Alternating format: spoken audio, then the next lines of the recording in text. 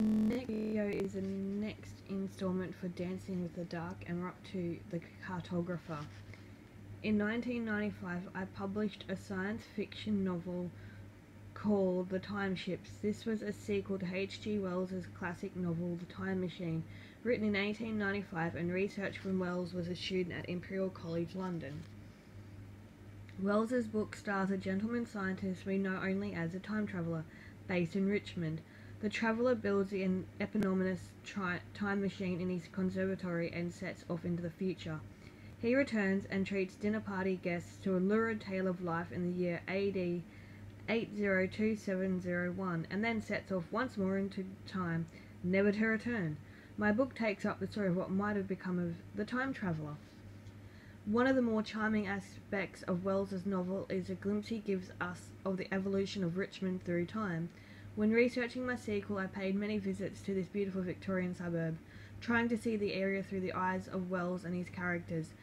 Wells is not specific, but I eventually concluded that the site of the traveller's house must have been the Petersham Road, which has good views of the river and the meadows beyond. Shortly after the hardback publication of The Time Ships, I received a puzzling letter from a man I shall refer to as the Cartographer. The Cartographer described puzzling anomalies in modern maps of Richmond. For example, in a recent A to Z map book of London, a building called Gloucester House is shown on the edge of the Cortlands estate on Sheen Road, a little to the east of Petersham Road, but Gloucester House ceased to exist 50 years earlier, when it was bombed during the Second World War. According to the Cartographer, the misprints also appeared in council maps of the area. The Cartographer also looked back to Ordnance Survey maps for the borough prepared in 1955, and the elevation of Richmond in maps before and after simply can't be reconciled. The Cartographer believed that the time machine held clues as to the cause of the anomalies. The Cortlands estate was, he said, originally the site of Stowell House, which the Cartographer claimed was almost certainly the site of the time traveller's home. The Cartographer believed a deeper mystery was at work here, connected with characters buried in nearby East Sheen Cemetery, which included the occultist Montague Summers. The Cartographer held discussions with the publishers of the A to Z series, who told him that all recent alterations had been submitted by Richmond Council in the year in which the Mayor of Richmond had also held a senior post at Imperial College, where Wells researched his novel. The Cartographer's letter concluded by saying he could not reveal more at this time, but asking for my future unspecified help. A little later I received another letter from an anonymous source saying the Cartographer had been found dead on a tube train.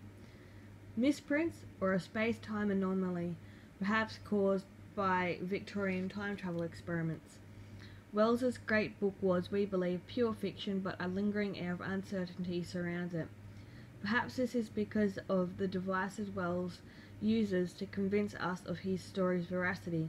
For example, the tale is told second-hand by a member of the famous dinner party. Likewise, I try to give my sequel a framework of fact. I included a foreword in which I addressed the reader directly, telling how the novel was based on a manuscript, strangely aged, which I supposedly found in a second-hand bookstore on the Charing Cross Road. It has struck me as odd that more than once I have been asked which bookshop and to produce the original manuscript. Inexplicably, my fake foreword has been omitted from the paperback edition of my novel. And that ends that installment for Dancing with the Dark.